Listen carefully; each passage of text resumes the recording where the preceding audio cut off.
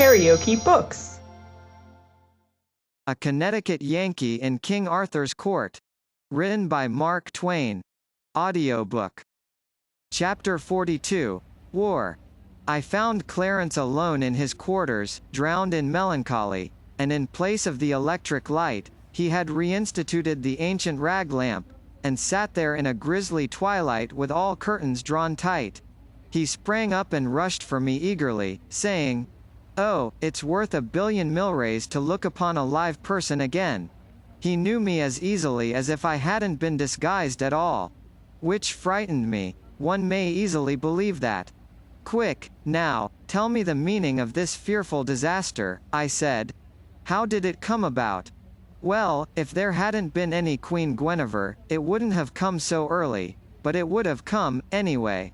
It would have come on your own account by luck, it happened to come on the Queen's." "And Sir Launcelot's?" "Just so." "Give me the details." "I reckon you will grant that during some years there has been only one pair of eyes in these kingdoms that has not been looking steadily askance at the Queen and Sir Launcelot." "Yes, King Arthur's." "And only one heart that was without suspicion." "Yes, the King's. A heart that isn't capable of thinking evil of a friend." "Well, the King might have gone on, still happy and unsuspecting, to the end of his days, but for one of your modern improvements, the stockboard. When you left, 3 miles of the London, Canterbury and Dover were ready for the rails, and also ready and ripe for manipulation in the stock market. It was wildcat, and everybody knew it. The stock was for sale at a giveaway. What does Sir Launcelot do, but? Yes, I know. He quietly picked up nearly all of it for a song. Then he bought about twice as much more, deliverable upon call, and he was about to call when I left. Very well, he did call. The boys couldn't deliver. Oh, he had them, and he just settled his grip and squeezed them. They were laughing in their sleeves over their smartness in selling stock to him at 15 and 16 and along there that wasn't worth 10. Well, when they had laughed long enough on that side of their mouths, they rested up that side by shifting the laugh to the other side. That was when they compromised with the Invincible at 283. Good land. He skinned them alive, and they deserved it. Anyway, the whole kingdom rejoiced. Well, among the flayed were Sir Agravain and Sir Mordred, nephews to the king. End of the first act. Act second, scene first, an apartment in Carlisle Castle, where the court had gone for a few days hunting. Persons present, the whole tribe of the king's nephews. Mordred and Agravain proposed to call the guileless Arthur's attention to Guinevere and Sir Launcelot. Sir Gawain, Sir Gareth, and Sir Gaheris will have nothing to do with it. A dispute ensues, with loud talk. In the midst of it enter the king. Mordred and Agravain spring their devastating tale upon him. Tableau. A trap is laid for Launcelot, by the king's command, and Sir Launcelot walks into it. He made it sufficiently uncomfortable for the ambushed witnesses, to wit, Mordred, Agravain, and 12 knights of lesser rank, for he killed every one of them but Mordred. But of course that couldn't straighten matters between Launcelot and the king, and didn't. Oh, dear, only one thing could result, I see that. War, and the knights of the realm divided into a king's party and a Sir Launcelot's party. Yes, that was the way of it. The king sent the queen to the stake, proposing to purify her with fire. Launcelot and his knights rescued her, and in doing it slew certain good old friends of yours and mine, in fact, some of the best we ever had. To wit, Sir Belias le Orgulus, Sir Segwarides, Sir Griflet le Fils de Dieu, Sir Brandiles, Sir Aglavale. Oh, you tear out my heartstrings. Wait, I'm not done yet. Sir Tor, Sir Gouter, Sir Gillimer. The very best man in my subordinate 9. What a handy right fielder he was. Sir Reynolds' 3 brothers, Sir Damus, Sir Priamus, Sir Kay the Stranger. My peerless short stop. I've seen him catch a daisy cutter in his teeth. Come, I can't stand this. Sir Driant, Sir Lambegus, Sir Herminde, Sir Pertolope, Sir Paramones, and, whom do you think? Rush. Go on. Sir Gaheris, and Sir Gareth, both. Oh, incredible. Their love for Launcelot was indestructible. Well, it was an accident. They were simply onlookers, they were unarmed, and were merely there to witness the Queen's punishment. Sir Launcelot smote down whoever came in the way of his blind fury, and he killed these without noticing who they were. Here is an instantaneous photograph one of our boys got of the battle. It's for sale on every newsstand. There, the figures nearest the Queen are Sir Launcelot with his sword up, and Sir Gareth gasping his latest breath. You can catch the agony in the Queen's face through the curling smoke. It's a rattling battle picture. Indeed, it is. We must take good care of it, its historical value is incalculable. Go on. Well, the rest of the tale is just war, pure and simple. Launcelot retreated to his town and castle of Joyous Gard, and gathered there a great following of knights. The king, with a great host, went there, and there was desperate fighting during several days, and, as a result, all the plain around was paved with corpses and cast iron. Then the church patched up a peace between Arthur and Launcelot and the Queen and everybody but Sir Gawain. He was bitter about the slaying of his brothers, Gareth and Gaheris, and would not be appeased. He notified Launcelot to get him thence, and make swift preparation, and look to be soon attacked. So Launcelot sailed to his duchy of Guienne with his following, and Gawain soon followed with an army, and he beguiled Arthur to go with him. Arthur left the kingdom in Sir Mordred's hands until you should return. Ah, a king's customary wisdom. Yes. Sir Mordred set himself at once to work to make his kingship permanent. He was going to marry Guinevere, as a first move, but she fled and shut herself up in the Tower of London. Mordred attacked. The Bishop of Canterbury dropped down on him with the interdict. The king returned. Mordred fought him at Dover, at Canterbury, and again at Barham Down. Then there was talk of peace and a composition. Terms, Mordred to have Cornwall and Kent during Arthur's life, and the whole kingdom afterward. Well, upon my word. My dream of a republic to be a dream, and so remain. Yes. The two armies lay near Salisbury. Gawain's head is at Dover Castle, he fell in the fight there. Gawain appeared to Arthur in a dream, at least his ghost did, and warned him to refrain from conflict for a month, let the delay cost what it might. But battle was precipitated by an accident. Arthur had given order that if a sword was raised during the consultation over the proposed treaty with Mordred, sound the trumpet and fall on. For he had no confidence in Mordred. Mordred had given a similar order to his people. Well, by and by an adder bit a knight's heel. The knight forgot all about the order, and made a slash at the adder with his sword. Inside of half a minute those two prodigious hosts came together with a crash. They butchered away all day. Then the king, however, we have started something fresh since you left, our paper has. No? What is that? War correspondence. Why, that's good. Yes, the paper was booming right along, for the interdict made no impression, got no grip, while the war lasted. I had war correspondence with both armies. I will finish that battle by reading you what one of the boys says. Then the king looked about him, and then was he. Where of all his host and of all his good knights? Were left no more on live but 2 knights, that was Sir Lucan de Butler, and his brother Sir Bedivere, and they were full sore wounded. Jesu. Mercy, said the king, where are all my noble knights becomen? Alas that ever I should see this doleful day. For now, said Arthur, I am come to mine end. But would to God that I wist where were that traitor Sir Mordred, that hath caused all this mischief. Then was King Arthur where Sir Mordred leaned upon his sword among a great heap of dead men. Now give me my spear, said Arthur, unto Sir Lucan, for yonder I have espied the traitor that all this woe hath wrought. Sir, let him be, said Sir Lucan, for he is unhappy, and if ye pass this unhappy day, ye shall be right well revenged upon him. Good Lord, remember ye of your night's dream, and what the spirit of Sir Gawain told you this night, yet God of his great goodness hath preserved you hitherto. Therefore, for God's sake, my lord, leave off by this.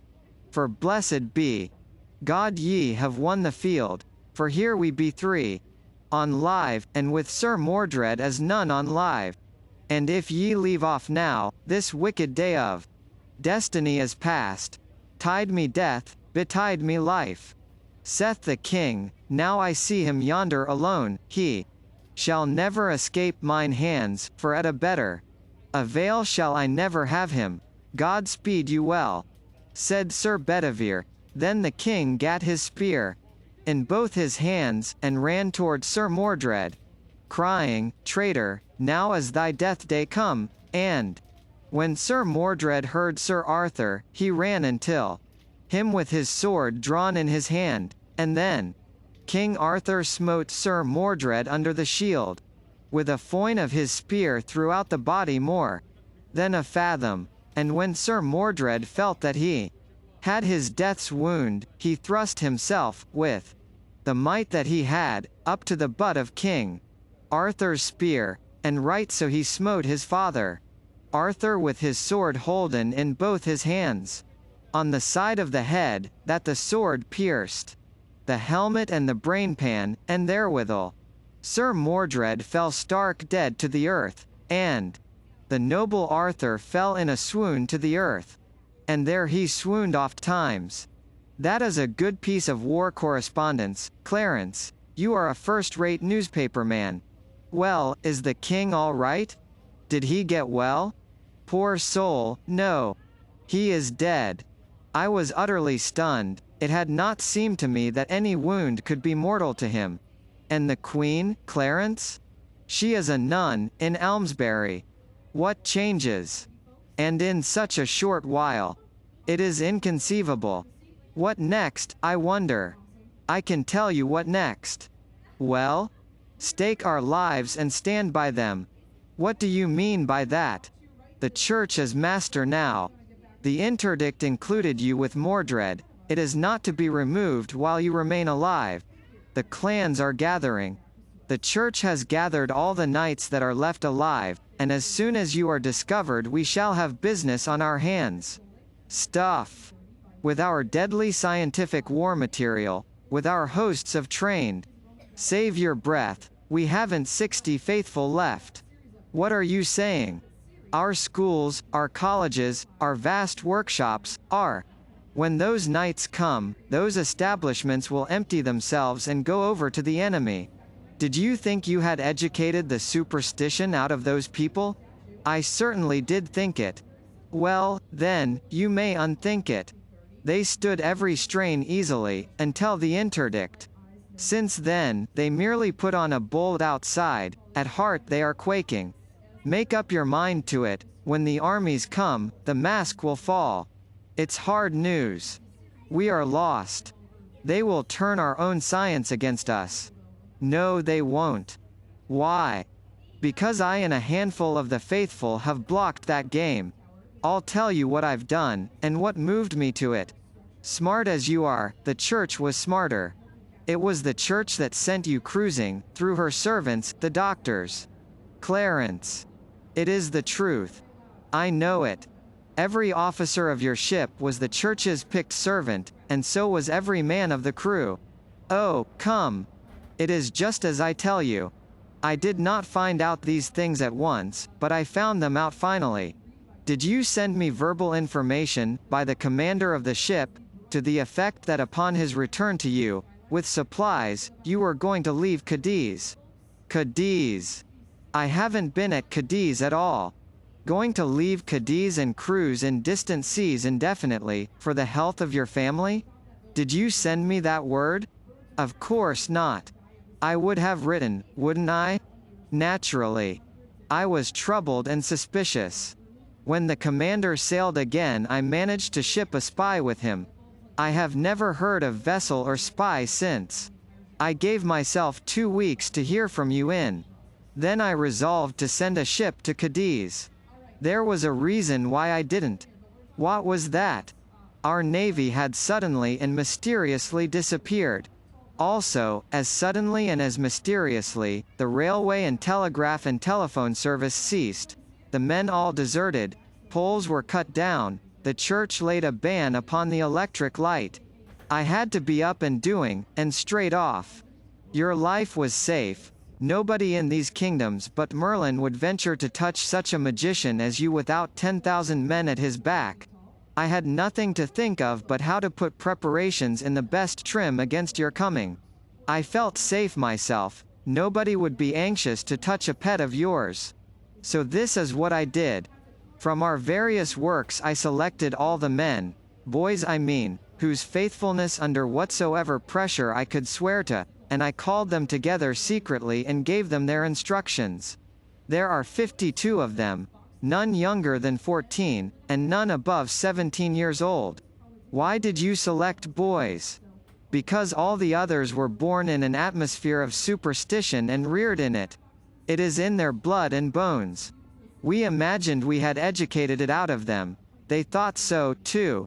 The interdict woke them up like a thunderclap. It revealed them to themselves, and it revealed them to me, too. With boys it was different. Such as have been under our training from 7 to 10 years have had no acquaintance with the Church's terrors, and it was among these that I found my 52. As a next move, I paid a private visit to that old cave of Merlin's, not the small one, the big one. Yes, the one where we secretly established our first great electric plant when I was projecting a miracle. Just so. And as that miracle hadn't become necessary then, I thought it might be a good idea to utilize the plant now. I've provisioned the cave for a siege. A good idea, a first-rate idea. I think so. I placed 4 of my boys there as a guard, inside, and out of sight. Nobody was to be hurt, while outside, but any attempt to enter, well, we said just let anybody try it.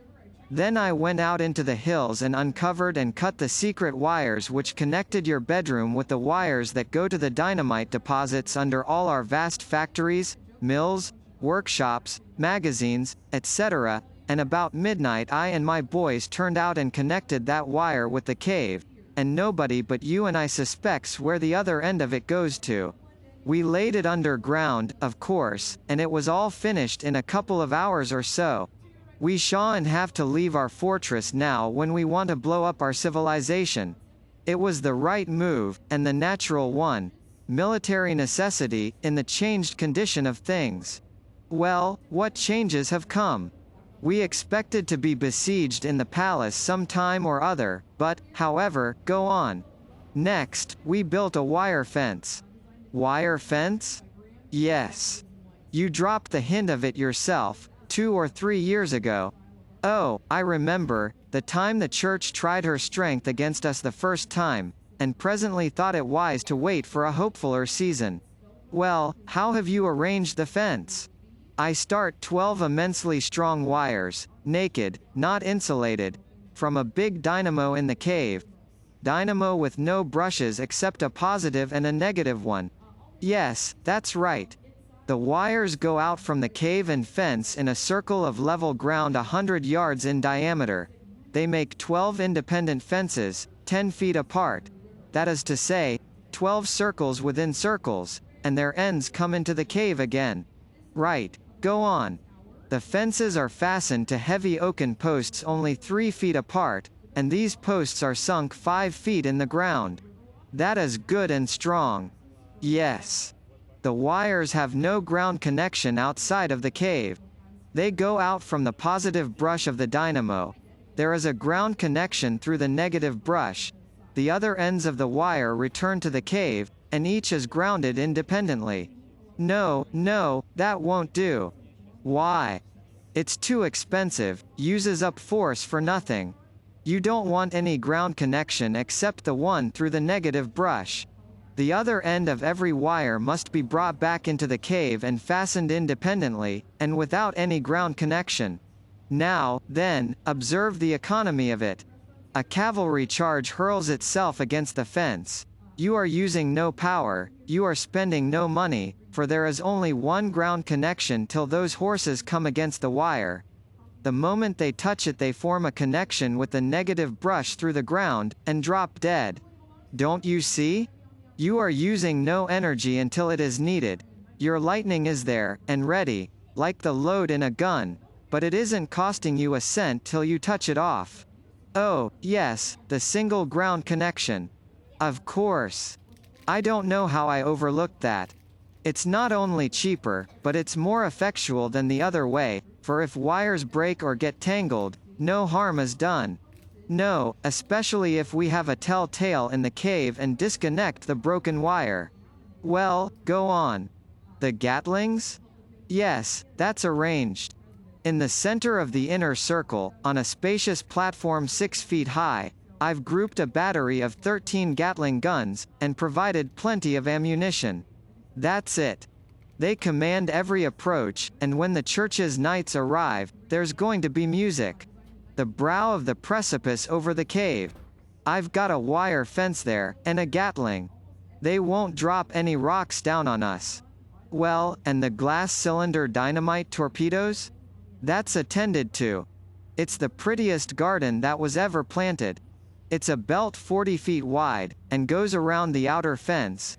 Distance between it and the fence 100 yards, kind of neutral ground that space is. There isn't a single square yard of that whole belt but is equipped with a torpedo. We laid them on the surface of the ground, and sprinkled a layer of sand over them. It's an innocent-looking garden, but you let a man start in to hoe it once, and you'll see. You tested the torpedoes? Well, I was going to, but... But what? Why, it's an immense oversight not to apply a test? Yes, I know, but they're all right. I laid a few in the public road beyond our lines and they've been tested. Oh, that alters the case. Who did it? A church committee. How kind. Yes. They came to command us to make submission. You see, they didn't really come to test the torpedoes. That was merely an incident. Did the committee make a report? Yes, they made one. You could have heard it a mile. Unanimous? That was the nature of it.